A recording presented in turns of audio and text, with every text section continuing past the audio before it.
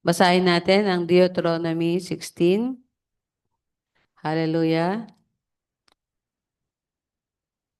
Naka-FB Live na po ba tayo?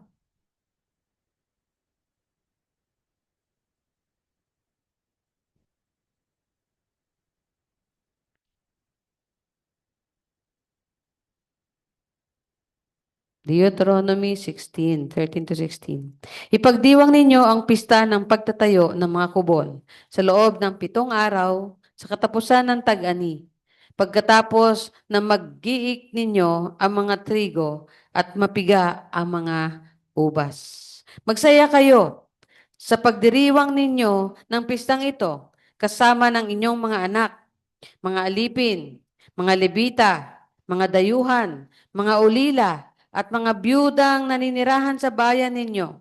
Sa loob ng 7 araw, ipagdiwang ninyo ang pistang ito para parangalan ang Panginoon na inyong Diyos doon sa lugar na pinili niya, sapagkat pagpapalain ng Panginoon na inyong Diyos ang lahat ng ani ninyo at ang lahat ng ginagawa ninyo at magiging lubos ang inyong kaligayahan.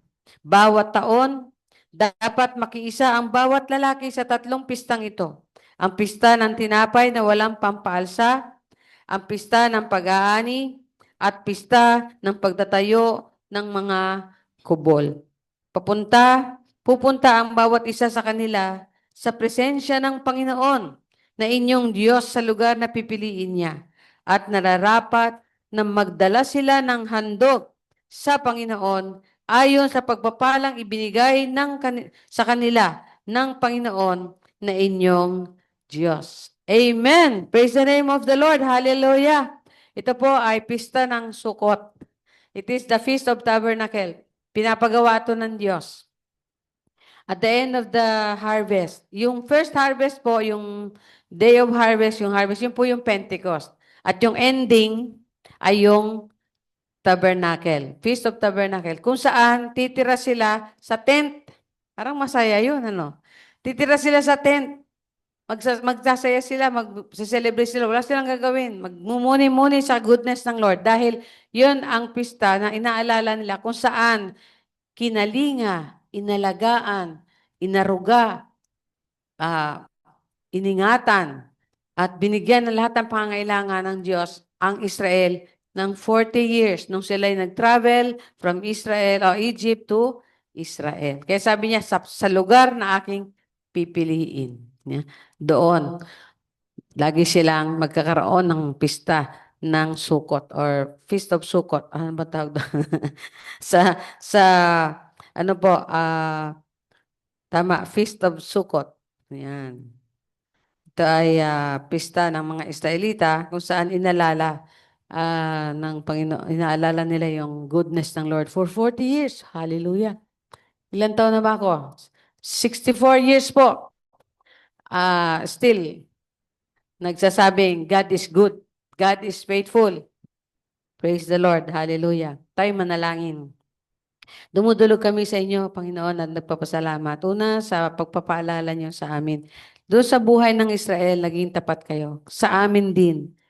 Sa ngayong pagkakataon, inaalala namin kayo, Ama. Madami nakatira ngayon sa kalsada, nasa tent city, nasa labas lang sila ng bahay dahil nga sila nalindol. Pero ito, isang paalaala na doon sa tent na yan, pwede pa rin nilang masumpungan ang goodness nyo, ang faithfulness nyo, ang wonders ninyo, ang power ninyo, Father in heaven, ang love ninyo, ang care ninyo.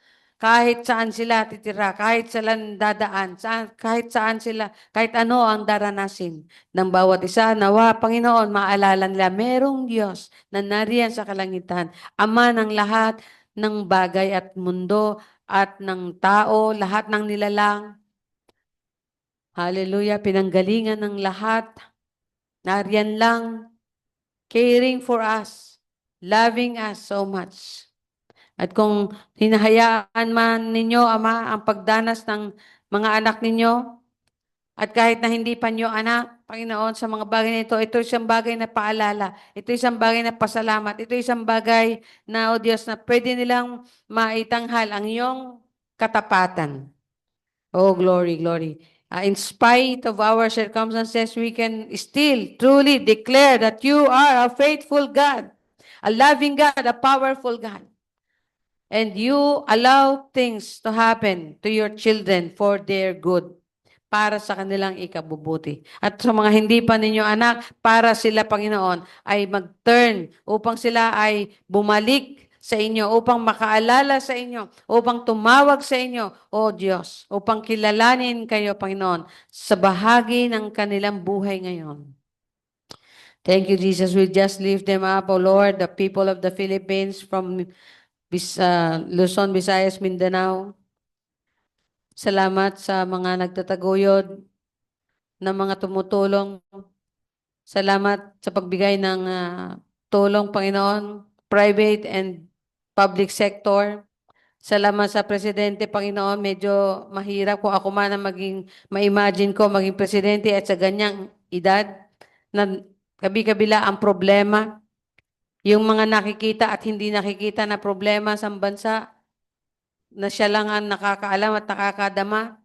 Glory, glory, glory to God. Oh, we lift this up to you. We lift the Philippines. We lift the Filipinos. We lift your children. We lift the President and all of the officials with him. We lift him up to you, Lord. Thank you that you will work in and through them. You will strengthen them. Give them courage. Give them hope so that they may be able also to give hope, O Lord, dun sa mga naapektuhan ng kalamidad na ito. Thank you, Jesus. Bagamat magpapasalamat kami dahil hindi kami nakasama sa ganyang ngayon, trahedya, pero maaring pwede rin kaming makasama sa mga susunod na araw. Ang mahalaga ang aming pananampalataya sa inyo, O Diyos, sa iyo lamang kami nakatingala. We lean unto you, we trust unto you, we have faith in you, Lord. Thank you for your goodness. You are there with us no matter what. You are our Jehovah Shammah. You will be there with us, O Lord. For whatever will happen to all of us. Kasi yan naman talaga, Panginoon, ang takda ng panahon. Sapagkat hindi naman kami forever na mag-stay dito sa mundo. At ito isang bagay na makapagpaalala sa amin na hindi kami taga rito. Kami ay itinakdamos doon sa lugar na mas maganda, hindi na masisira. Dito talaga, everything is destined to be destroyed. Everything. Wala single, sabi nga, not a single iota of thing that you have created in this world, seen and unseen, will remain because it will be destroyed by you also. And it will be changed. It will be replace, papalitan, Panginoon, ng bagong mundo. New earth, wherein we could live. Ay, sabi nga, pinakabata pag nabuhay doon sa panahon na yon. Hallelujah. Hallelujah. Hallelujah. Thank you, Lord. Thank you, Jesus. Thank you, Jesus. Thank you, Jesus. We praise you. Salamat, Ama. Purihin at sambahin ka. Amen and amen. Praise the name of the Lord. Hallelujah. Nako nun. At basahin muna natin ang ating pag-aaralan sa Judas.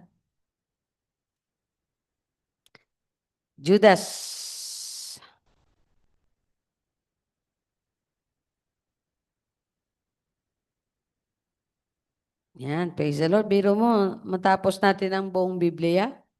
So, natapos nyo na ang buong Biblia. Nabasa nyo na po ba ang buong Biblia? Judas. Ito ay 25 verses. Sabi dito, mula kay Judas na alipin ni Jesucristo at kapatid ni Santiago, ni James, yung sumulat ng James, sa kapatid ni Jesus. By blood. At ngayon ay kapatid niya by spirit. Mahal kong mga pinili ng Diyos Ama na maging Kanya na minamahal niya at iniingatan ni Jesucristo, sumainyo nawa ang higit pang awa, kapayapaan, pag-ibig mula sa Diyos. Mga minamahal, gustong-gusto ko sanang sumulat sa inyo tungkol sa kaligtasang natanggap natin. Pero naisip ko na mas kailangan ko ngayong sumulat tungkol sa mga bagay na magpapalakas ng inyong loob upang manindigan sa mga aral ng ating pananampalataya. Ang mga aral na ito ay ipinagkatiwala ng Diyos sa mga pinabanal niya at hindi dapat baguhin. Sumulat ako sa inyo dahil hindi ninyo namalayan na napasok kayo ng ilang mga tao na pinipilit baguhin ang mga aral tungkol sa biyaya ng Diyos upang makagawa ng kasalanan, ng kalaswaan. Sorry, kalaswaan. Tinalikuran nila ang ating Panginoong Hesukristo na nagmamay-ari ng ating buhay. Sila ay mga taong walang Diyos na noon pa man ay nakatakda ng parusahan ayon sa kasulatan. Kahit alam nyo na, gusto ko pa rin ipaalala sa inyo na kahit iniligtas ng Panginoon ng mga Israelita sa pagkaalipin sa Ehipto, sa bandang huli ay pinatay niya ang ilan sa kanila dahil hindi sila sumampalataya sa Kanya. Alalahanin niyo rin ang mga anghel na hindi na natili sa dati nilang kalagayan, kundi iniwan ang kanilang lugar. Ginapos ng Diyos ang mga iyon ng mga kadenang hindi mapuputol at ikinulong sa napakadilim na lugar hanggang sa araw na hahatulan sila. At alalahanin niyo rin ang nangyari sa Sodom at Gomora at sa mga kalapit na bayan nila katulad ng mga anghel na iyon. Gumawa sila ng lahat ng uri ng kalaswan pati na ng kahalayan sa hindi nila kauri, pinarusahan sila sa walang hanggang apoy bilang babala sa lahat. Ganyan din ang mga taong nakapasok sa inyo nang hindi ninyo namalayan. May mga pangitain sila na nag-uudyok sa kanila na gumawa ng kahalayan sa sarili nilang katawan.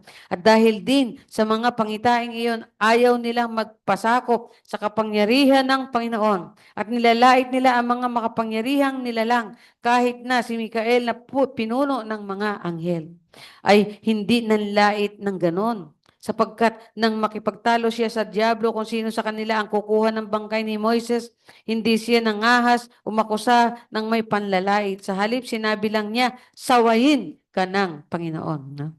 The Lord rebuke you. Pero ang mga taong ito'y nanlalait sa mga bagay na hindi nila naintindihan. Tulad ng mga hayop na hindi iniisip ang kanilang ginagawa. Wala silang ibang sinusunod kundi ang likas na damdamin nila na siyang nagdadala sa kanila sa kapahamakan. Nakakaawa ang sasapitin ng mga taong ito dahil sinunod nila ang ginawa ni Cain. Tinularan din nila si Balaam dahil kahit alam nilang mali ang ginagawa nila, patuloy pa rin nila itong ginagawa dahil nasilaw sila sa salabi. At tulad din ni Korah, naghihimagsik sila laban sa Diyos, kaya sila ay parurusahan ding tulad niya. Ang mga taong ito ay nakakasira sa pagsasalo-salo ninyo bilang magkakapatid sa Panginoon. Ang tanging habol nila ay kumain at uminom at hindi sila nahihiya sa ginagawa nila. Wala silang iniisip kundi ang kanilang sarili para sila mga ulap na tinatangay ng hangin pero wala namang dalang ulan. Pero para rin silang mga punong kahoy na walang bunga sa kapanahunan nito, binunot pati ang mga ugat at talagang patay na. At kung paano nakikita ang bula ng malalakas na alon sa dagat, nakikita rin ang mga gawa nilang kahiya-hiya.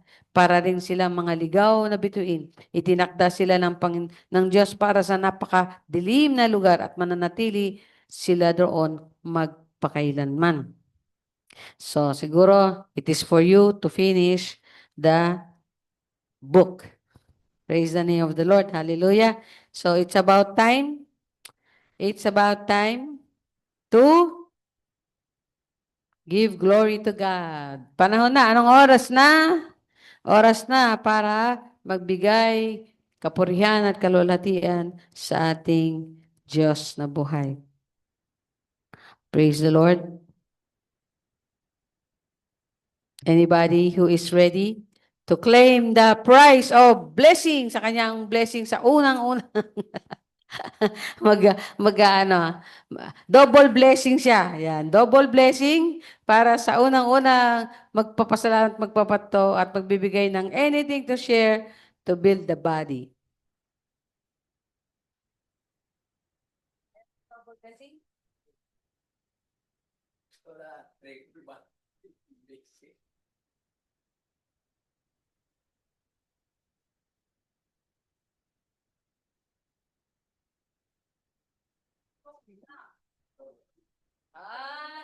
Gusto niya sa akin ng double blessing. Ano ba yan? Sa may birthday dapat, di ba? Oh, birthday. At sino ka para mag-utos sa akin? Wala. Ang Diyos lang may karapatang mag-utos sa akin. Praise the name of the Lord. So dahil sa due to insistent public demand, I will give glory to God. Siyempre, I give glory to God for 64th year, no? Pinagkaloob niya sa akin. 20 years noon ay sa akin. 21 years noon ay sa akin. So, yung natitira po na 29 years, yun na yung panahon na nakilala at binigay ko ang aking sarili sa paglilingkod, pagkilala sa Diyos. At pansin naman natin, no, God is good, God is faithful. Akin pong dad ay 74 and a half, kaya meron ako isang be-breaking doon. Kasi na-break ko na yun kay mami, maliit lang yun eh. Kunti lang yun. It's 46 years lang yun. So na-break na natin yun. God is good. So long as the Lord wants me to live, no? Siyempre, I will live. And I hope I could live it for Him always. Para sa Kanya, lagi. Ang meron akong ginagawa sa buhay, isa lang yung prinsipyo ko eh. Dahil sa Panginoon. At saka dahil ganon siya. No? Since nandun siya sa akin, yun ang nagiging principle ko in life. No? Una, dahil sa Panginoon. Yung love niya sa atin. Kaya mahirap din mahirap din tumanggi ng love para sa mga taong kailangan mas lalo ng pag-ibig at pagkalinga. Malasakit at tunay na malasakit. At pagka naman may ginawa ako na goodness and kindness, siyempre dahil sa Panginoon din. No? Dahil ganon siya. No? So, first is because of Him and because He is like it. No? Kanina, nakita ko yung 4 miracles na hiningi ko kay Lord. Kasi nga, Diabel, naisip ko no na isa sa mga prayer ko panahon ng pandemic, magpakita siya ng miracles. Kasi sa panahon ngayon, kailangan ng Diyos ng himala, ng tao ng himala. So yung later on in life, later years na, last year lang nagsimula kung di ako nagkamali. Last year, hanggang sa natapos yung 4 na miracles na hinihiling ko. No? Miracles ng ni ni unang-una yung miracles ni Moses, mabuhay ng 120 years ng malakas. Kasi lumabas yun sa isip ko nung pinag-pray ko yung pastor na bishop, di ba? Nandun tayo sa pari. Tapos sa isip ko, nakita ko yung mga pastor na mga walang anak. So sabi ko, Lord, pwede bang hilingin yung miracle ng Abraham and Sarah. Yung sa kanilang katandaan ay nagkaanak pa. Sarah. No? Yan, pangalawang miracle. At yung creative miracle.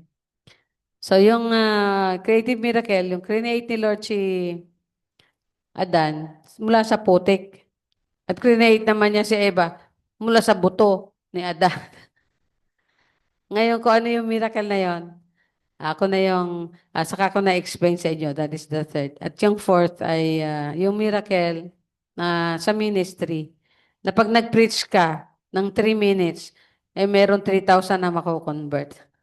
Miracle of Peter during the Pentecost. Ang Diyos lang talaga makakagawa nun. Yung 4 na yon, no?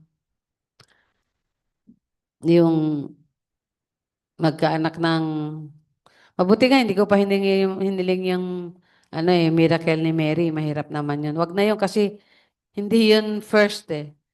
Dati na yun eh. Di ba? Dati na yun eh.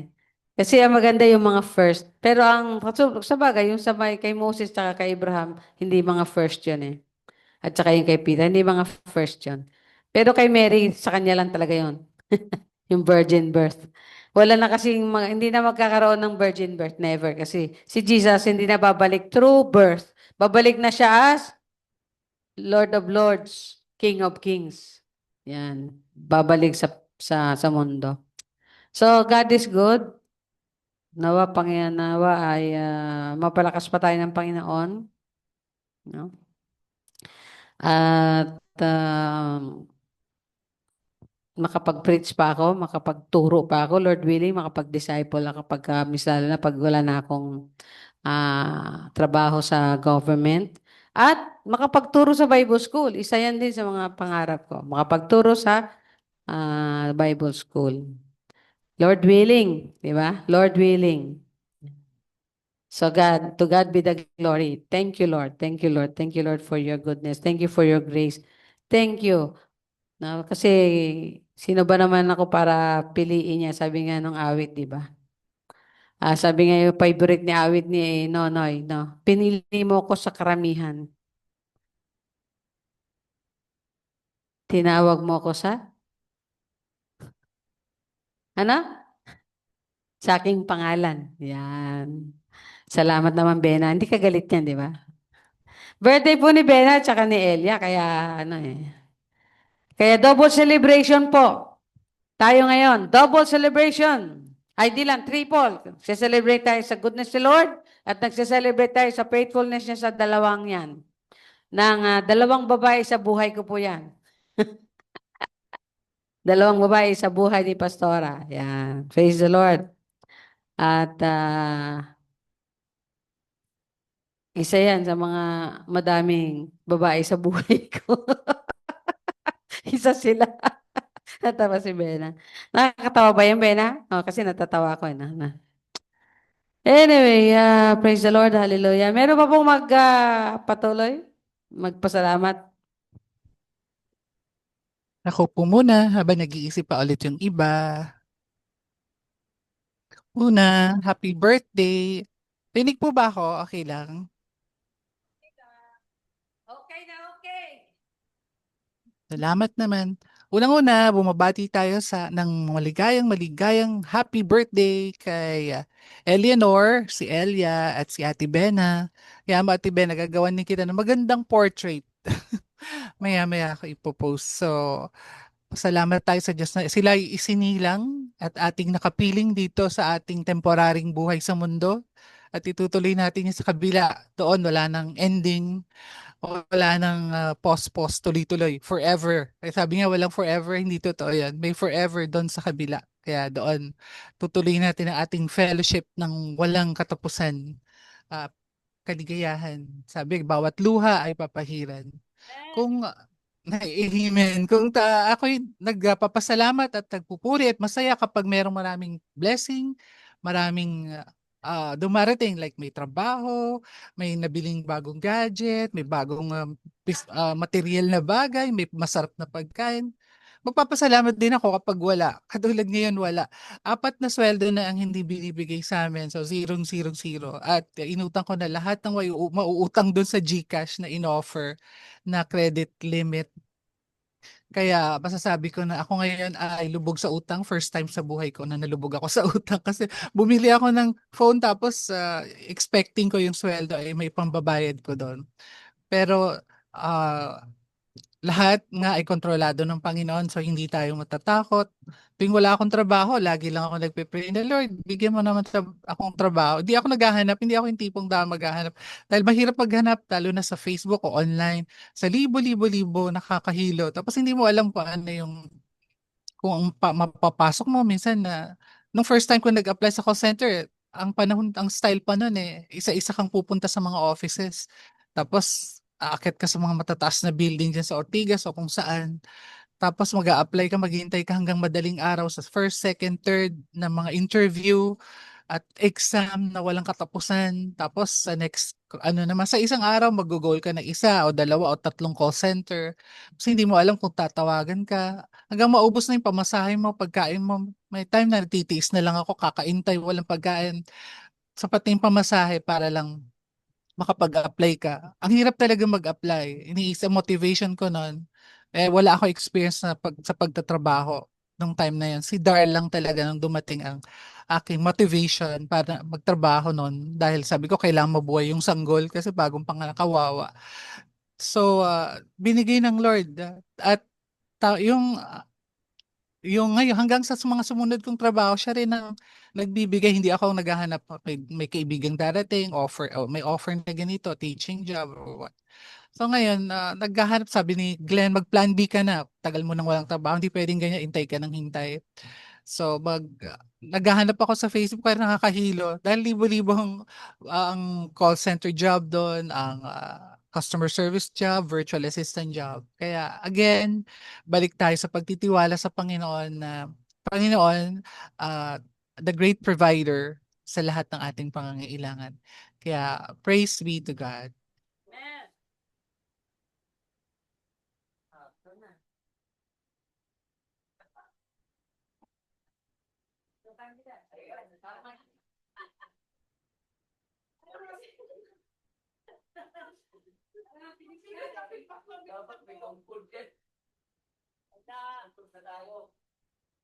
Hallelujah. Thank you, Danes, sa bati mo. Ito, ang ihahayag ko lang ngayong umaga ay sa awit 18. Yung sabi dito sa first chapter 1, ang Panginoon ng aking kalakasan. Tunay nga na sa lahat ng sakuna ngayon, sa lahat ng karamdaman, ay wala tayong ibang kikilingan kundi ang Panginoon. So kaya ang Panginoon na aking kalakasan, kaya iniibig ko siyang tunay. Sabi sa chapter 2, si Yahweh ay batong di matitibag, matibay kung muog at tagapagligtas. Ang Diyos na sa aking nag-iingat, tagapangtanggol ko at aking kalasag. So sa dami ng nangyayari ngayon sa mundong ito, nandyan yung pinaka-latest, yung mga lindol. Hindi ako nag-worry. Kung talagang kukunin na tayo ng Panginoon, kukunin na tayo. Kung ililigtas ngayon, ang aking pag-asa ay nasa Panginoon. Wala akong ibang kinikilingan ngayon, kundi ang Panginoon. Iligtas ang buong Christians, maging hindi Christians, ang church na to, ang family ko, lahat ililigtas ng Panginoon. Basta sa Kanya lang tayo umaasa. Kaya siya yung batong sandigan natin na hindi na uuga. Siya yung muog natin, siya yung kalakasan natin, siya yung tagapagtanggol natin. Siya ang lahat. Kaya sa araw na ito, nagpapasalamat ako sa Panginoon dahil at age of 62, nakatayo pa rin ako dito sa harapan ng pulpito. At magpasalamat ako sa Panginoon, siya ang kalakasan ko at moog at sandigan. To God be the glory. Hallelujah. Thank you po.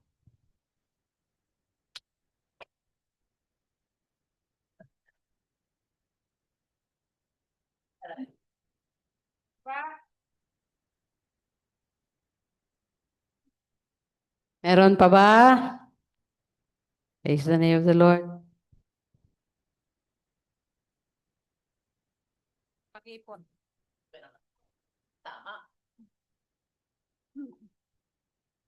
Salamat lang ako kay Lord. Napakabuti ng Lord.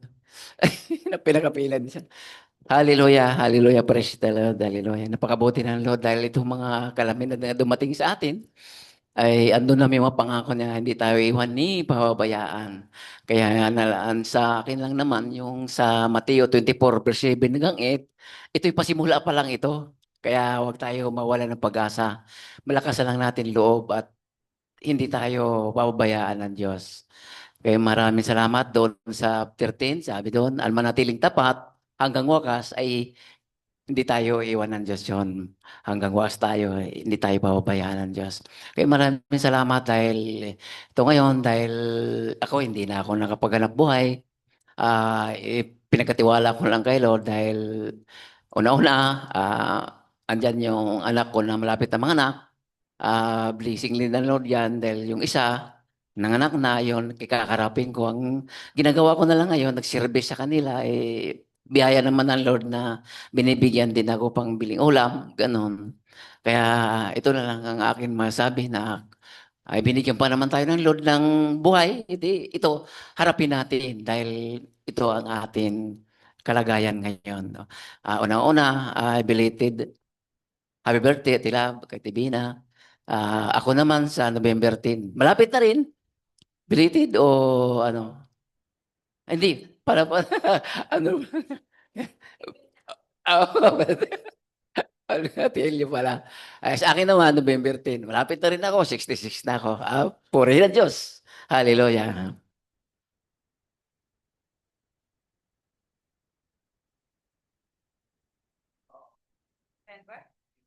November siya si Nanay Nini. Nasa probinsya ba si Nanay Nini?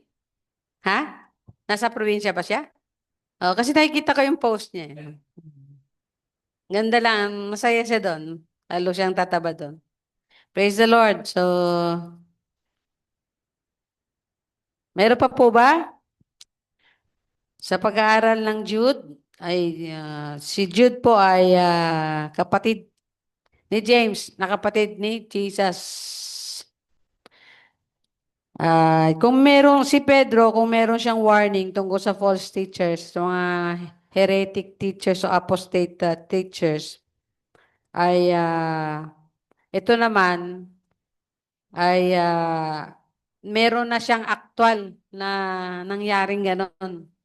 Hindi specific dito sa letter na to kung kanino church o saang lugar yun nangyari. Pero yung during those times ay nandun na yung nakapasok na sa fellowship mga false teachers. No? So makakita natin doon na simula pa lang talaga ng ministry ng mga apostles hanggang sa buhay natin ngayon, meron talagang mga nagtuturo ng ano, kabaligtaran ng mga katuruan. Kaya this will not disappear hanggang sa mag-appear na si Jesus. No? At lalo pa tong naglalawak. Lalo pa tong nagiging malakas at ma-influensya at mas malawak ang sakop at mas marami na iba-iba at tali-taliwas na mga katuruan.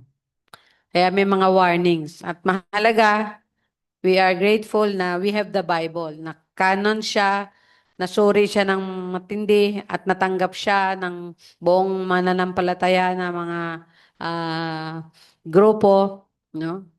At talagang hindi, at yung napapansin niyo itong Judas, di ba, nag-ano siya, nagko-quote siya ng mga pangyayari sa Torah from the Torah itself. So, ibig sabihin, talagang biblical at to. Talaga kaya to. Dati daw kasi sinasabi nila na hindi naman to dapat maging canon. Kasama sa canon Bible o sa standard. Pero naisali. Kasi kita mo naman si Jude, no? Nagko-quote siya. Paano ginudge ng Lord? Yung mga nagsuway sa kanya from the beginning. Sa angels, si Balaam, si Korah, yung Korah ba yun? Si Korah na nagrebelde kay Moses, yung gusto ng kaya tayo mahirap yung magre-rebelde tayo sa mga leaders, no? Kung hindi natin tiyak na misala pagka ang rebellion kasi ang author niyan sa langit pa ang author niyan, rebellion ng mga anghel nagsimula, no? Yung judgment niya sa Sodom and Gomorrah and vicinity, no? Yung mga judgment ni Lord. So, isa rin paalala yan. So, itong si Jude, kita mo, naging disciple ni Jesus si James, si Jude, magkapatid yan, at si Mary. Ba? Hindi ko na talaga maintindihan ng mga Pilipinos dahil nakabukas na sila ng Bible. Nakabasa na sila ng Bible. Napipreach na sila ng mga truths. Pero doon pa rin sila kumakapit sa traditional na pamamaraan ng pananalangin at pagkilala at pag-commune o pag-fellowship or pag-connect sa ah, creation. No? Kaya sama natin sa prayer. Sama natin sa prayer. Sama natin sa prayer. Number 1 talaga yung idolatry. Akala nila mayroong paraang iba para makapag-communicate kay Lord. Walang paraang iba. Walang santo na pwede. Kahit pa yung nanay mismo ni Jesus na si Mama Mary. Hindi siya makapag-mediate. Kasi tinakda talaga ng Diyos na mediator between God and man. That is the man, Jesus Christ. So, pag-pray natin yan. Kasi yan talaga ang siguro pagyayanig. Alam mo yung mga faults na yan at saka trends na yan, nilagay talaga ni Lord yan para pag gusto niya tayong yanigin, yayanigin tayo. Sabi niya, ay, sobrang sama na kayo. Ah, ah. Number 1 talaga na tinabunan niya, 'di ba? Yung number 1 na pinanggagalingan na nag-create ng mga images. Tinabunan niya 'yun. Yung nabuhay, sabi niya maganda 'to, pwede pa rin 'tong gawing image. Yan pa rin ang ginawa nilang image, yung lahar na yan. Sabi ng Panginoon sa Isaiah, yun daw isang tao, nagputol ng magandang puno. Maganda po nung kahoy. Yung kalahati, ginawa niyang image. Yung kalahati, yun ang pinanggatong niya para makakain siya. Forgive us all sa ating foolishness and ignorance. Tayo manalangin. Father, as we come to you, to your word, bless us as we understand it so that we may know how to use it. Give us wisdom. And of course, we pray that you will talk to us personally through this word. Hallelujah, hallelujah, hallelujah. In Jesus' name, amen, amen. So, panahon nyo, about mga 66 daw to, 66 to, AD 80. Pero nagdududa din yung sa timing nito, kaya share ka to Kasi ang 70, ayun yung time na talagang matindi ang persecution, tapos winasak yung, yung temple. That is during the time of Emperor Nero. So, more or less, bago yon. Bago yon. So,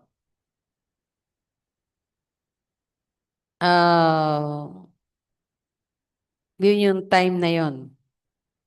Ang susi dito ay yung, sabi dito sa verse, ibang verse yan. Ang susi dito, ang keyword ay contend for the faith. No? Paglaban mo para ang pananampalataya na natanggap natin. No? Siguro kung babalikan natin yung verses para mas at saka gusto ko rin lang sanang mabigyan kayo ng nito. Kasi konti lang naman to Pwede na natin tong i-sermon ng buo. Kahit na nandun tayo sa tema lang na who Jesus is through the Bible. No? Sabi dito, mahal kong mga pinili ng Diyos na maging Kanya, na minahal niya at iningatan niya. 3 bagay kagad dyan na blessings na dineclare ni Judas sa atin. Sino daw tayo? Dahil sa Diyos at dahil sa Panginoong Jesus, tayo daw ay mga pinili ng Diyos Ama. Thank you, Lord.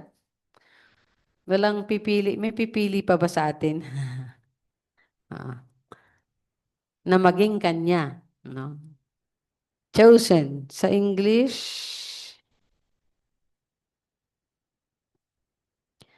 those who are called, tinawag, pinili, sanctified by the Father, by God the Father, and preserved in Jesus Christ. No?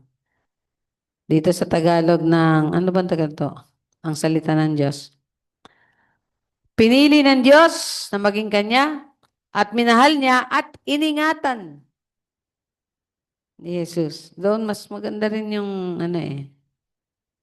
called, tinawag, sanctified, binanal, or ginawang kanya, exclusive sa kanya, at preserved, preserved, iningatan. Wow. Praise the Lord. So, kaya daw tayo ginawang asin. Tayo din ang nagpe-preserve ng mundo, ng beauty, ng mundo, ng lasa, ng sarap, yan, ng mundo na ito, at ng mga blessings ni Lord. Tayo ay asin. Yan ang ginagawa ng asin, di ba? Preservative, pampasarap ng lasa, pampadagdag ng sarap. Ha? Pero bawal yung madaming asin. Pero mga Kristiyano, hindi bawal madaming Kristiyano. Pero alam niyo po yung maraming asin. Yun yung tumatagal ng century. Kaya nagkakaroon na, ang tawag natin doon ay buro. Ang tawag naman sa iba, century egg. Century egg. Puro. Buburuhin mo. So, ibig sabihin, mapipreserve mo siya. Mas marami, mas maganda, mas madami. Mas matagal. Pagka yung nakabili ako ng parang bulok na, ano, no, na meron ba? Yung na inuwi ko na pula, yung maalat. Meron bang bulok? Merong may amoy, di ba? Parang mabubulok. So, ibig sabihin, hindi siya talaga preserve na maganda pagkaluto sa ano yun, pag-preserve nila. Kulang. Hinaluan lang. Parang nahaluan. So, yun. Parang maganda yung illustration ni Bena. Doon sa church na yon, okay yung mga Kristiyano doon. Mga pinili, tinawag ng Diyos, hiniwalay niya para sa sarili niya at minahal at iningatan ng Diyos. Tapos biglang merong halo. Yeah. Nahaluan ng mga sabi dito, yung mga taong binabaluktot yung katotohanan. Mamaya na tayo dyan. Sumayin niyo nawa ang higit pang awa, kapayapaan at pag-ibig mula sa Diyos. Maganda yung blessing na yun. Mercy, peace, and love be upon you all. So, claim nyo na yon. Lord, thank you for peace. Lord, thank you for mercy. Lord, thank you for your great love. Claim nyo yan. Yan ang mga pwedeng i-claim kasi yan yung mga sinabi talaga ng salita ng Diyos. Mga minamahal, gusto ko sana sumula sa inyo tungkol sa kaligtasan. Gusto niya mag-diminish ng at saka mag-expound ng meaning ng salvation. Kaya lang sabi niya, mas gusto daw niya i-encourage tayo, sabi niya. Pero naisip ko na mas kailangan kayong sumulat tungkol sa mga bagay na magpapalakas sa inyong loob upang manindigan sa mga aral ng ating Panginoong ating pananampalataya. Ang mga aral na ito ay ipinagkatiwala ng Diyos sa mga pinabanal niya at hindi dapat baguhin. Yan ang bilin ni Diyos. So yan yung keyword dyan. Yung contend for the faith. Sabi dito, manindigan sa mga aral ng ating pananampalataya. Sa New King James ay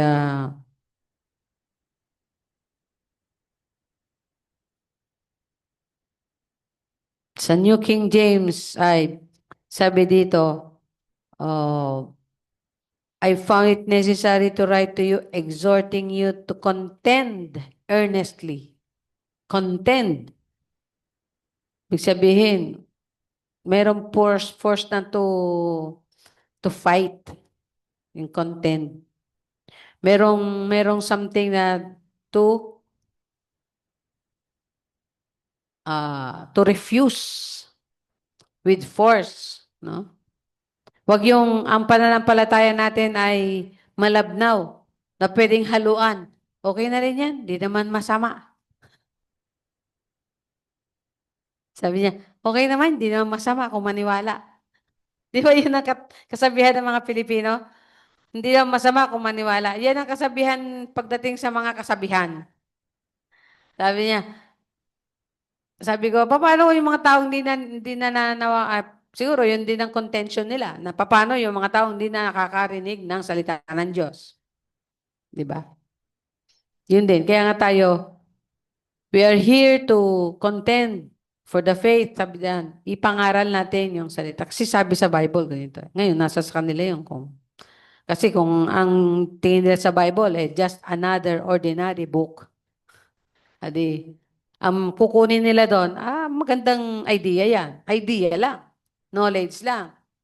It is not something to, put your trust into. It is not something, hindi yung pwedeng, parang tingin nila hindi yung pwedeng matibay na panindigan at sandigan. No?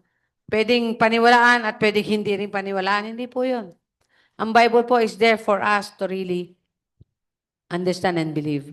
Kaya po, ang Kristiyano, hindi magiging totoong Kristiyano at hindi lalagong pagka-Kristiyano kung talagang hindi siya maniwala at tayuan niya at panindigan niya yung mga katuruan sa salita ng Panginoon.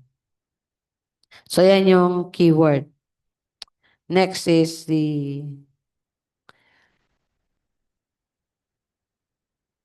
yan.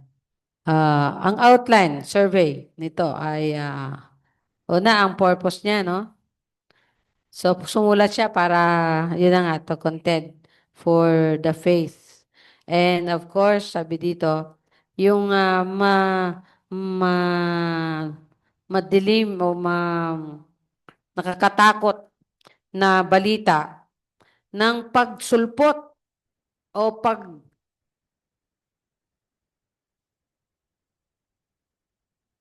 paggapang na mga mali o false, ang tawag dito, mali, no? Na pag-aaral, pagtuturo tungkol sa yun, sa biyaya ng Diyos. Tapos yung biyaya ng Diyos, para sinasabi, mahabagin naman ang Diyos. Ang Diyos ay pag-ibig. Ang Diyos ay, para kaya okay lang yung kung anong gustong gawin. Yan. Okay lang yan. Mapagmahal naman ng Diyos Maunawain at mapagbigay. Mapagpatawad. So yung mga karakter ng Lord, ginagamit niya para maging lisensya sa paggawa ng mali. Mas lalo na yung salitang, mauunawaan naman niya to Nauunawaan naman niya ako di ba? So, naunawaan tayo ng Panginoon. Pero nandun mang standard niya, mali, mali, tama, tama. Pwede na rin to. Hindi na masyadong mali. Hindi na masyadong masama. Di ba? Wala pong gray area daw at walang in between. Kaya mali, mali, tama, tama. Black and white lang po. Walang gray. So, okay. Yun ang purpose niya, no? Para talagang panindigan ko ano yung unang naituro sa inyo. Ang problema, hindi nyo natatandaan yung tinuro. Hindi kasi kayo nagsusulat. At hindi nyo minemeditate. At hindi nyo tinatantosan yung Bible nyo. Kasi wala kayong ginawa kundi makigamit ang Bible ng church. Kasi tinan mo yung Bible ng church, naubos na. Nasira na.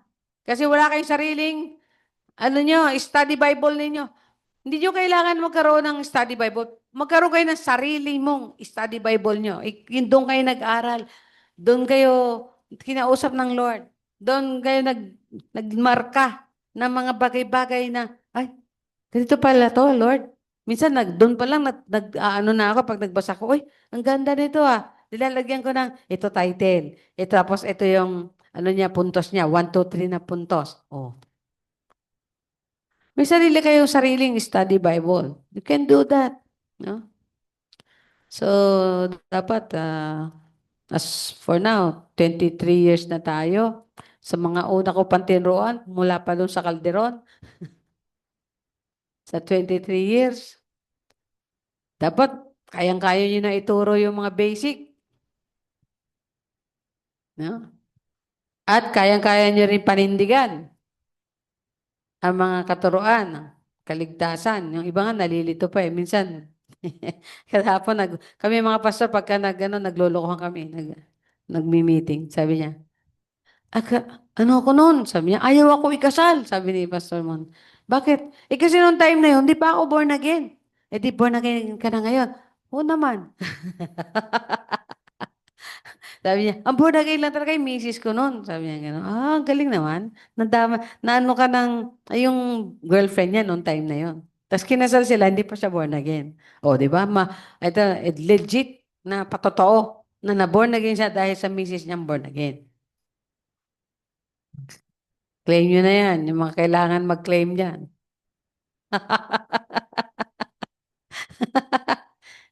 Ha? I-claim nyo na yan sa mga kabiyak-kabiyak na puso nyo na totoong mga born again. At tapos sa maya-maya, di kwento-kwento pa siya, bigla sabi ko. E di, tapos yun nga yun, tungkol sa kaligtasan. Ligtas ka na ngayon, pastor. Oo naman. Ah, akala ko magdududa ka pa. Yan, yun yung mga katuroan ng biyaya ng Diyos. Eh, hindi dapat gamitin into, sabi niya, licentiousness or parang wala lang ang Kristo. Crucial daw sa mga believers na contend earnestly for the faith. Kailangan talagang manindigan, makipag,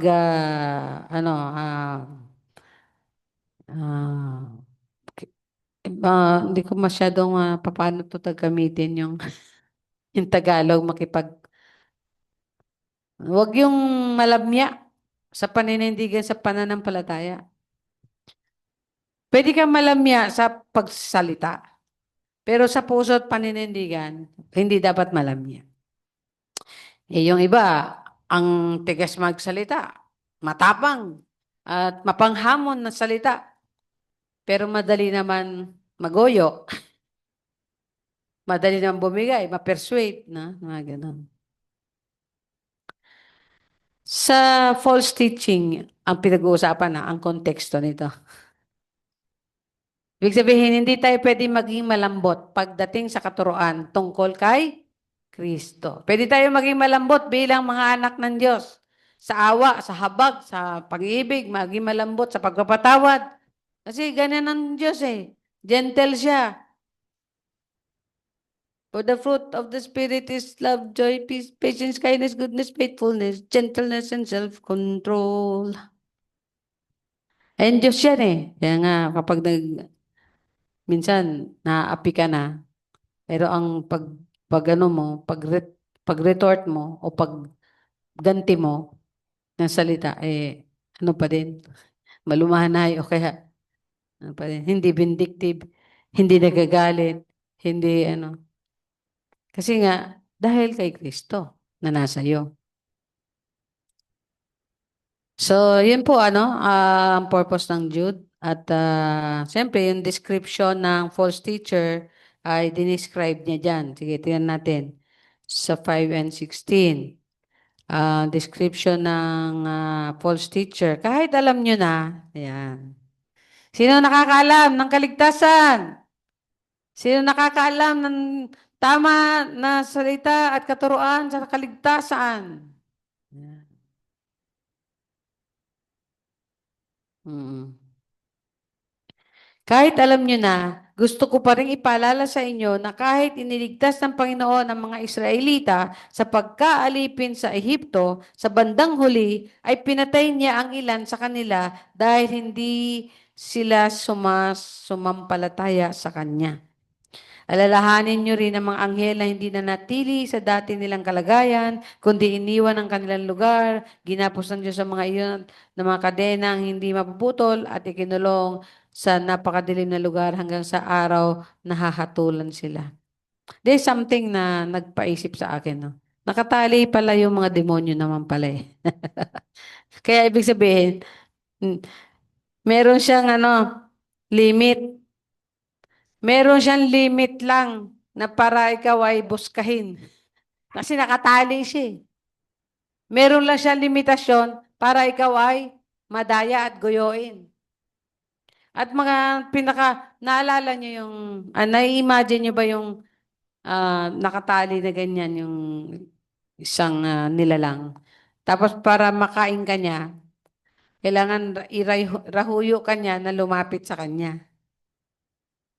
Kailangan magpapanggap siya na very gentle. Magpapanggap siya na very good siya, na mabait siya. Tapos ikaw naman, akala mo, totoo, lalapit ka naman. Marahuyo ka sa kindness and goodness niya. Ngayon, lalapit ka. Ngayon, pag lumapit ka, doon ka masisila. Di ba? So, wag lang lalapit. Nila pala eh. Oh. Kaya sabi nga niya, di ba? Stay away. Yan ang mga strategy. Or, run from it. Flee. Tumakbo ka. Alis. Layo. Huh? E paano kung nai-stretch yung kadena na kaya kailangan lalayo ka. Oo. Pero kung ikaw pa mismo, katulad ng pinanood natin na medyo baliw-baliw, natuwa siya dun sa alligator, sa crocodile pala, magkaiba kasi yun eh. Pero pareho ng lahi yun.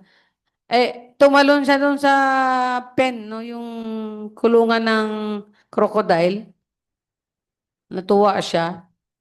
Maya-maya, sinakmal siya o kinukuha yung muntik maputol. Ito pala, no? Muntik maputol eh. Pero matibay talaga din yung buto natin, hindi naputol. No? Nung binitawan siya, kinuha kagad siya. Kinuha kagad, dali. No? Ikaw na yung pumunta doon eh. Kung di ka ba masila, di ba? Ganon din yan yung temptation eh. Kung ikaw na yung pumunta doon, talagang masila ka. Parang sabi nga ng Proverbs, sino ba naman daw yung naglagay ng tawag dito, yung uling na, baga, yung baga. Sino ba naman daw yung naglagay ng baga dito sa kanyang dibdib na hindi siya mandarang? Walang ganon, di ba? Sino ba naman yung hahawak sa baga na hindi mapapasok? Walang ganon. Kaya kailangan layo ka lang dyan pagdating sa tukso ng kalaban. At pagdating sa mga maling katuruan, lalo na kung ikaw ay hindi masyadong nakakaunawa sa mga katotohanan, pero alam mo naman yung talagang basic na katotohanan ay lumayo-layo ka dyan. Huwag kang makinig. Pero kung talagang hindi mo pa nalalaman, makinig ka. Tapos mag-research ka. Katulad ng ginawa namin noon. Kami mga bata pa kami magkakapatid doon. Kung ano-ano yung mga dinidiscuss namin. Mga diskusyon namin. Katakot-takot. Kala mo marunong talaga kami. Katakot-takot na diskusyon. Katakot-takot na ako. Research. Katakot-takot na basa. Hanggang sa, ito talaga ang totoo. Ito lang tama. Ito ang ano. No? So, layo lang tayo. Alalahanin niyo rin ang nangyari sa Sodom at Gomorrah sa makalapit na bayan na katulad ng mga anghel na iyon. Gumawa sila ng lahat ng uri ng kalaswaan, pati na ng kahalayan. Sa hindi nila kauri, pinarusahan sila sa walang hanggang apoy bilang babala sa lahat. So, sabi nga ng ating kapatid, there was a time na, ang Philippines, medyo late bloomer yan eh. Hindi katulad yan sa ibang bansa. Sa ibang bansa, ano na yan? Mas moderna sila. Sa kanila, walang masyadong inhibition. Tayo, ano pa rin tayo? We adhere to the principle of Pilipina. Babaeng Pilipina, yeah. Dapat meron ding lalaking Pilipino, yeah. Di ba? Hindi lang babae lang, kundi lalaking Pilipino. Babaeng Pilipina at lalaking Pilipino. So, ibig sabihin, we respect, no? We respect cleanness. We respect virginity. Hanggat hindi kayo nag-asawa, wag nyo ibigay. Hanggat hindi kayo kinasal. It must be precious, no? And be given to you, the one you love. Dapat ganon. No? Kaso, siyempre sa society natin, minsan, hindi na masyado ganon. No? Yun nga, yung kalayaan na nagagamit sa hindi tama. Hindi naman talaga masama, kundi hindi tama. Mali. Wrong, legally, and spiritually sinful. Yan. So, okay. So, sinabi niya yan. Yan yung sinabi niya. Na mga, ng mga ano ng Panginoon sa kanila, no? May judgment ang Lord. Merong palo. Pero dito, palo dito, panghabang buhay na eh. Pinalo niya yung mga anghel, panghabang buhay na nila yun. Hindi na yung mga sumuway na anghel, yung mga nagrebelding anghel, ah, panghabang buhay na yan. So, yun yung mga ganun. Pero we can rebuke them. Sa katulad ng ginawa daw ni Mikael, i-rebuke natin. Huwag tayong mag-insulto, huwag tayong mag-condemn, mag-rebuke lang tayo. Mali po yan. Kapatid, that is wrong. God rebuke it. The Lord rebuke it. No?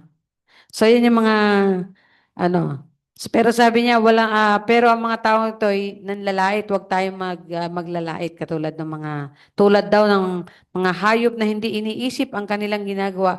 Wala silang ibang sinusunod, kundi ang likas na damdamin nila na siyang nagdadala sa kanila sa kapahamakan. Yan. So, ano daw ang inuuna? Ang inuuna, siyempre, yung isip. Pero dapat ang iniisip tama. At ang pananampalataya. Yan ang inuna. Hindi yung damdamin. Okay? So, tulad din ni Korah, naghihimagsik sila laban sa Diyos. Pero ang totoo niya, naghimagsik sila sa leader nila. Sabi nila, bakit si Moses lang ba ang called? Sila ba ang chosen leader? Eh, pag sabi nila na yon, nagalit ang Lord. Sino ba tumawag sa'yo? Bumuka yung lupa at kinain sila ng lupa. So, silang lahat yon, sila lahat ay nalibing doon. Okay, parurusahan din tulad nila. Ang mga taong ito ay nakakasira sa pagsasalo-salo ninyo bilang magkakapatid sa Panginoon. Ang tanging habol nila ay kumain at uminom at hindi sila nahihiya sa ginagawa nila. Wala silang iniisip kundi ang kanilang mga sarili. Ikaw na si Mr. I want this. I will go there. I will do this. I will have this. I will buy this. Yan. Wala tayong iniisip kundi sarili natin. Kaya ikaw na. Salilinin mo ang buhay mo if you can do it. Pag walang Diyos sa buhay mo, tingnan natin kung magagawa mo ang mga bagay-bagay na gusto mong gawin. Magagawa mo yan, pero may limit lang yan. Makikita mo, and in the end, you will pay for it. Ma-realize mo rin. At kung paano nakikita ang bula ng malalakas na alon sa dagat, nakikita rin ang mga gawa nilang kahiya-hiya. Para rin sila mga ligaw na bituin, itinakda sila ng Diyos para sa napakadilim na lugar at mananatili sila roon magpakailanman. Makinig kayo, darating ang Panginoon, nakasama ang libo-libo niyang mga anghel para hatulan ang lahat at parusahan ang mga hindi kumikilala sa Diyos dahil sa masasamang nilang gawa at masasakit na pananalita laban sa Kanya. May judgment talaga. Tapos in-example niya yung mga ginawa ni Lord doon. Kahit nga sa anghel. Eh. Kahit sa anghel, walang ligtas ang anghel. Ikaw pa kaya? Na gawa lang sa putik. Diba? So, yan ang description natapos na ba natin yung 16? Tatama. 16 na. Ang mga taong ito na sumasalungat sa katotohanan ay mareklamo. Yun daw ang mga karakter nito. Sumasalungat sa katotohanan, mareklamo, mapagpuna, tanging sinusunod ang hangarin nila, masasamang hangarin nila. Ano pa? Mayabang sila sa kanilang pananalita at nililinlang nila ang mga tao para makuha ang gusto nila. Yan. Yan ang mga description ng mga false teachers. No? Makasarili. Puro sa kanila. May mga self-interest. Yan. Tapos sasabihin niya, okay lang yan. Kasi ang Panginoon ay mapagbiyaya, mapagmahal, maunawain, mapagpatawad. Yeah. Sasabihin nila, okay lang yan. Hindi po okay. Ang mali, mali. Tama ay tama. Pagka naggawa ka ng mali, siyempre, meron kang kaparusahan. Pag gumawa ka ng tama, siyempre, meron kang reward sa mga pagkilos at ano natin. Okay? Ayan. Next ay defense against false teachers. No, defense. This letter has been exposing apostate teachers. No? Alam niyo yung apostate, yung apostasy, yung mga katuroang mali. No? But now Jude directly addressed his readers. But you, beloved, remember. Yan, remind niya of the apostolic teaching or warning. Tingnan nga natin yung 17. Sa Tagalog, sabi dito, sa English, but you, beloved, remember the words which were spoken before by the apostles of our Lord Jesus Christ. So, meron tong basis, no? Kasi mahirap naman pag wala kang basihan. Kaya pag sinabi mo, tama ba yun o mali ba yun? Meron kayong reference. Saan ba pwedeng makita yung tama at mali? May reference. Katulad po yan sa school. May textbook. Kaya pag nagpapaturo sa atin yung isang apo natin dyan, paano ba malaman to? Hindi natin alam paano sagutin. Ano ba sabi sa libro? Tingnan mo. Hanapin mo sa libro kung saan sinasabi yan. No? Kasi may textbook. Tayo sa tama at mali na prinsipyo, may textbook at yun ay ang Biblia. Yung iba na o-offend pagka yung gadget yung tinataas, hindi daw yan yung Bible. Kung gusto niya yung original na Bible, di yun yung mga nakabulumbon. At saka yung sinulat sa mga tablet o yung mga kung ano-anong materials. Yun ba yan bang hawak niyo? Yan ang original na pag sinabing Bible, written by. Kaya ngayon, gadget na ngayon eh. Ako po, ini-scan ko yung Bible. Ini-scan, naka-scan. Yung mismong Bible, naka-scan. Hindi yung downloaded. Kasi minsan sabi nila yung downloaded, baka na-corrupt na eh. Medyo binigyan ng ibang lyrics, tapos penace. Alam mo naman ngayon ang technology. Diba? Kasi yung mga printed na ganyan, dumaan yan sa mga masusing pagbabasa ng mga proofreaders. O, tama ito. May mali dito. Tama dito. May mga proofreaders yan bago i-print. Pero minsan, pag nagka-print, may mali pa rin. Pagka binabasa mo, tsaka mo malalaman. Mga ganon. Para masigurado na sa lahat ng pagpiprint, hindi lang yung translation, kundi yung transcription itself of the letter. Tama yan. Mas reliable yung mga printed na ganyan kesa yung nasa gadget. Kasi yung gadget, madaming magic na nagagawa. Kaya ako mismo, yung binabasa ko dito na New King James Version, na in-scan ko na sa Bible ko na New King James. Kesa yun, dadaling ko yung ganyan po kakapal kasi yun. Ang tawag doon yung Open Study Bible. So, sabi dito, remember the words which were spoken before by the apostles of our Lord Jesus Christ. Tandaan nyo lang yung katuruan. Siguro naman po sa 23 years ako nagtuturo sa inyo, meron kayong natandaan. Okay, meron kayong nakuha. Kung wala man, pinapatawad ko kayo. At patawarin nyo rin ako kung hindi kayo natuto sa akin. Magpatawaran na lang tayo. How they told you that there would be mockers in the last time who would walk according to their own ungodly lusts, These are sensual persons who cause divisions, not having the Spirit.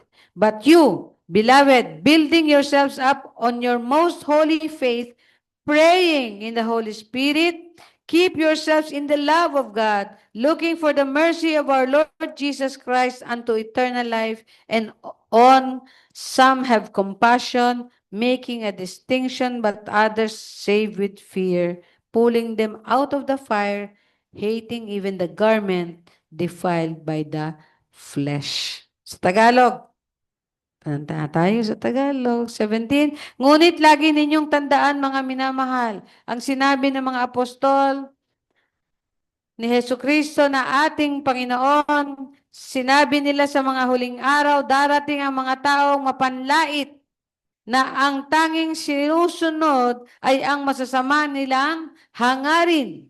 Sila ang mga taong gumagawa ng paraan upang masira ang pagkakaisa ninyo. Makamundo sila at wala sa kanila ang banal na espiritu. Ngunit mga minamahal, magpakatatag kayo sa inyong banal na pananampalataya. Lagi kayong manalangin sa tulong ng banal na espiritu.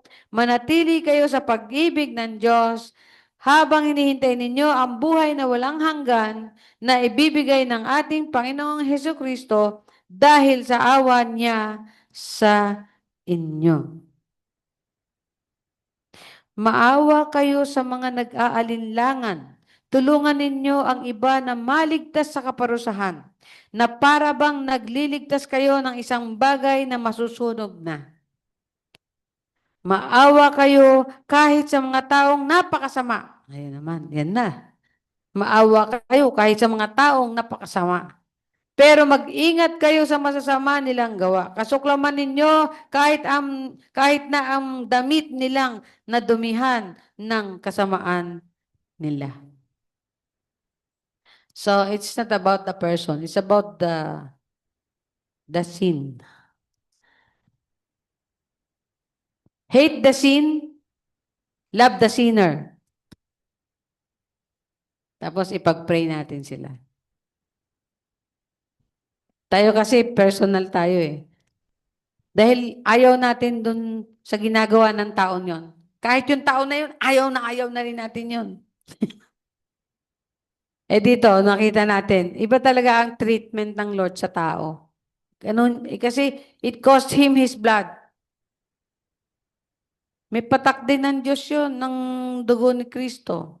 Lahat ng tao, pinatakan ng dugo ni Kristo.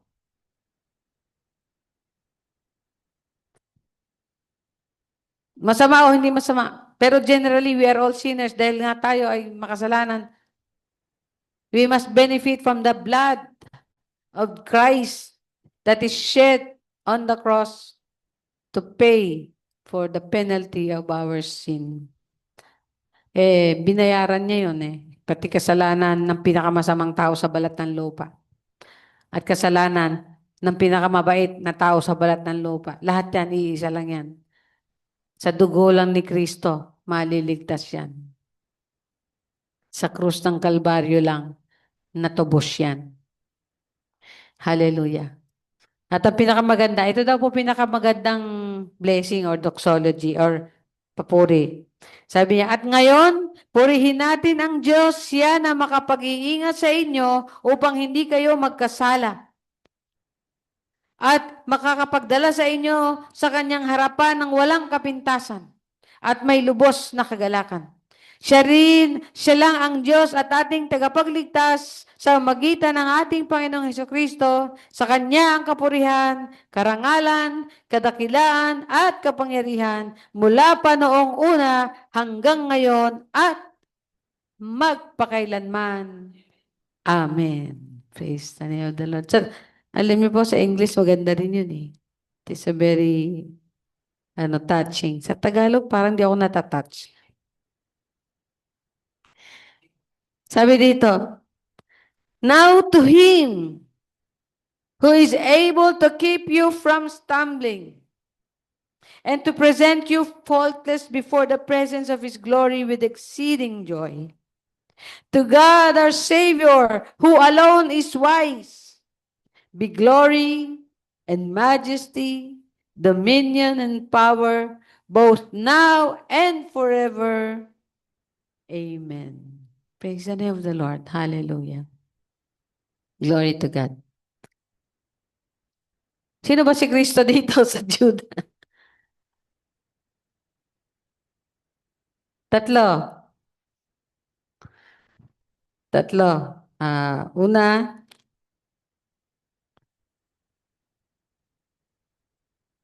sa verse 1,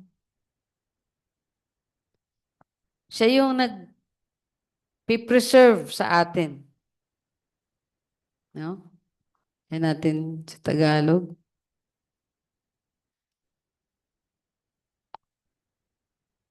Siya yung nag-iingat. No? Tagapag-ingat. Kaya kung lumindol man, meron tayong tagapag-ingat. Praise the name of the Lord. Hallelujah. Sa verse 21, siya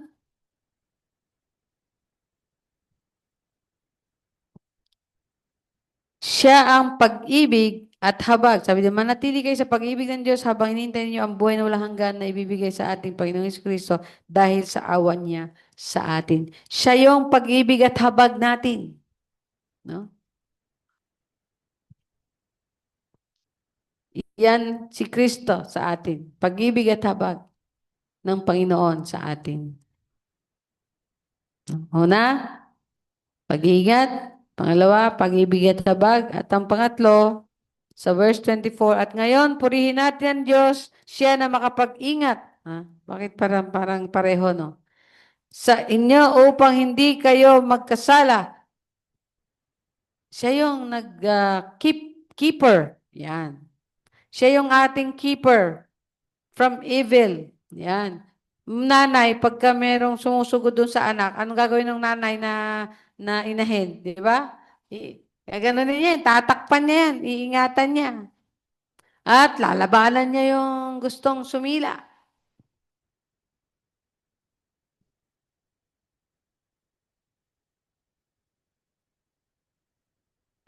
Naalala ko yung pinakita doon sa nakita ko sa FB, yung Reels. Yung ahas, kinain niya yung itlog. Nakita na yung nung ibon.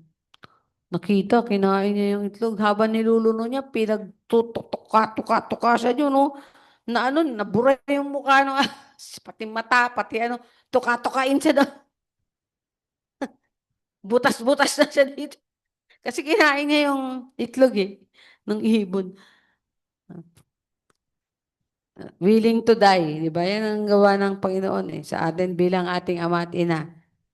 Yan. So, siya yung nagpipreserve sa atin. Pangalawa, siya yung ating love and mercy. At pangatlo, siya yung ating keeper. No? Siya yung nag-iingat sa atin sa masama. Sa kasalanan. At ito pa maganda, nagdadala sa atin sa walang kapintasan at lubos na kagalakan. Yan, di ba? Keeper at ano pa? Nagdadala sa atin nang walang kapintasan. Doon, naglilid. Ano bang tawag doon? Sa pwede nating i-English doon.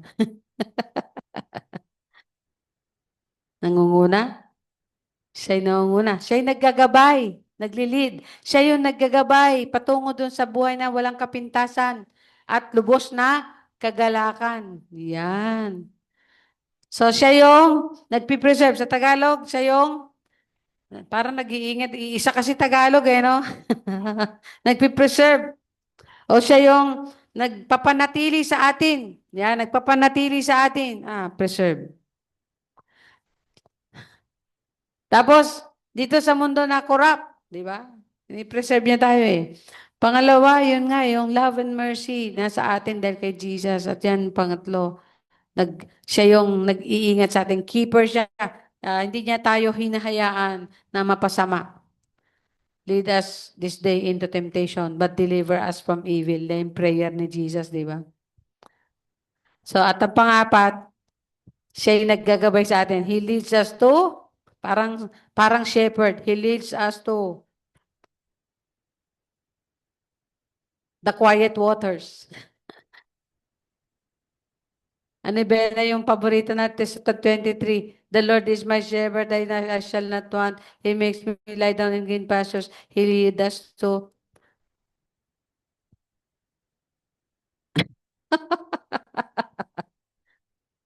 sa Psalm 23.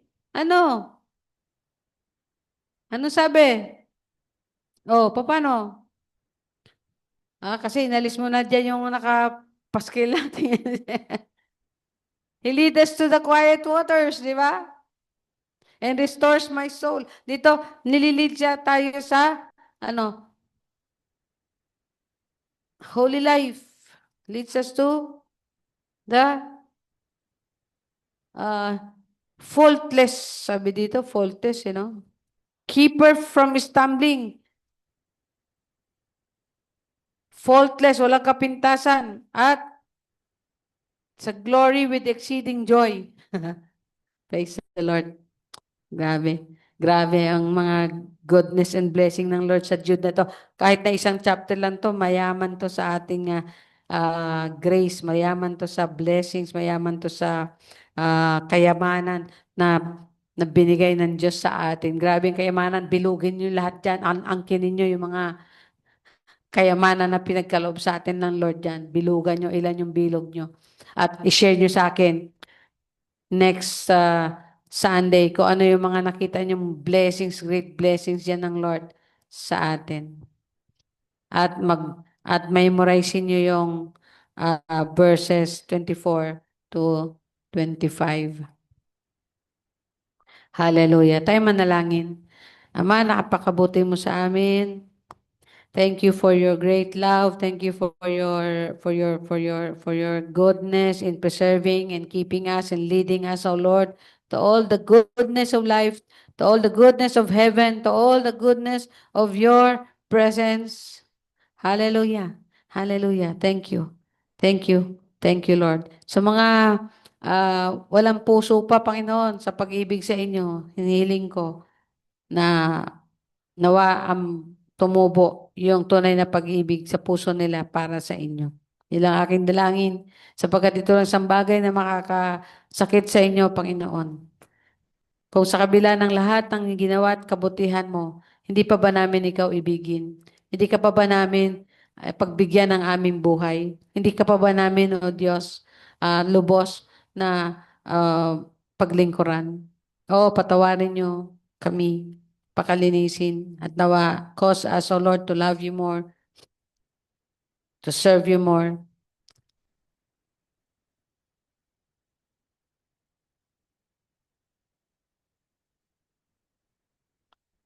to give everything to you, Lord. Jesus, thank you. Thank you. In Jesus' name we pray. Amen and amen.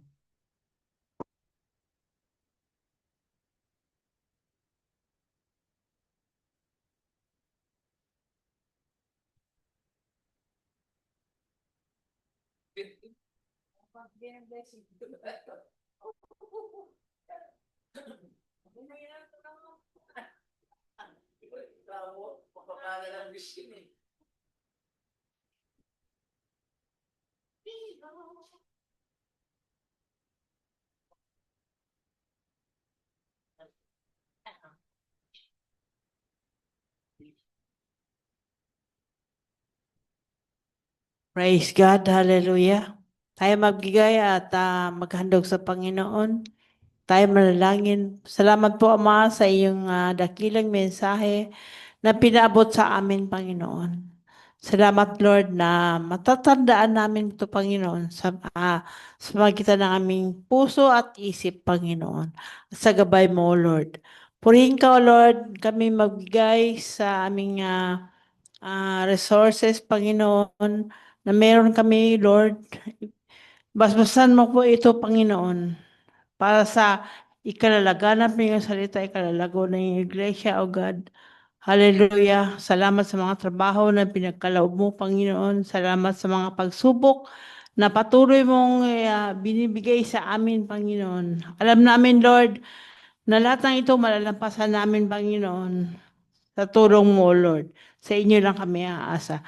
Salamat sa mga estudyante, salamat sa mga walang trabaho, Panginoon. Salamat sa patuloy na gabay mo, O Lord.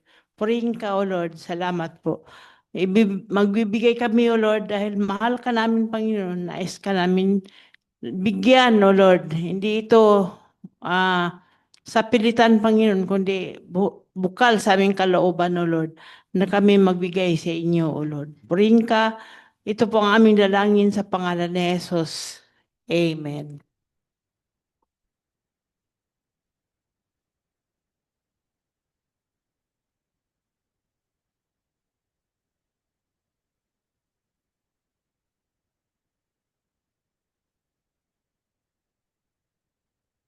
Yung ating mission po, baka nalilimutan nyo. Minsan kasi nalilimutan natin. Para sa ating mission.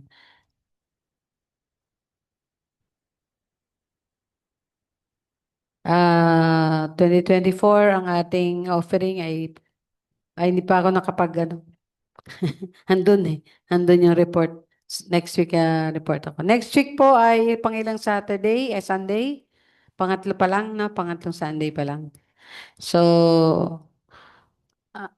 announcement po, alam niyo na po, next, ang ating Christmas celebration ay December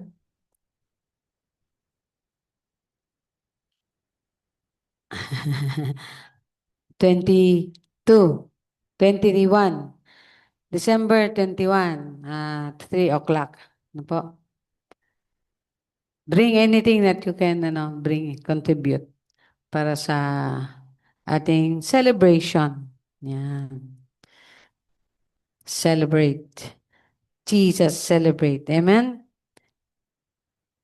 Okay. So, tayo po ay dumulog sa pastoral prayer.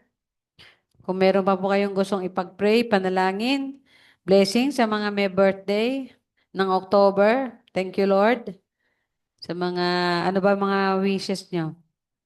Nung bago kami nagripan ng candle doon sa sabi, wish kayo. Sabi nung nung napaganyan ako.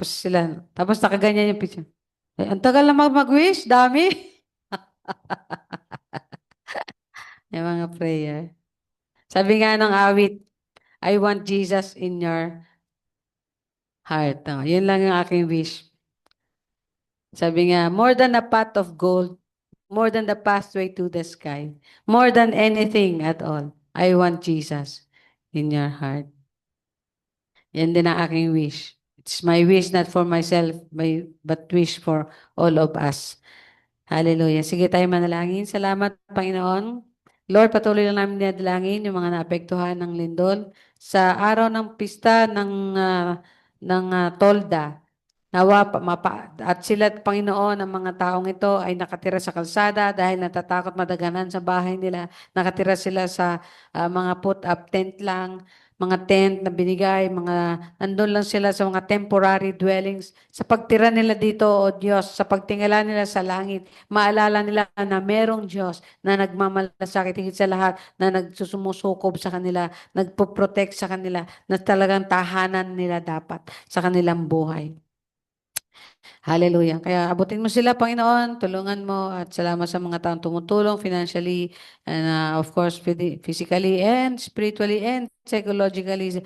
At kasi debrief din sila, Panginoon. Meron silang mga traumatic experience kaya binibigyan din sila mga debriefing, Panginoon. Salamat. Thank you that you have a way for all of us, for all of them.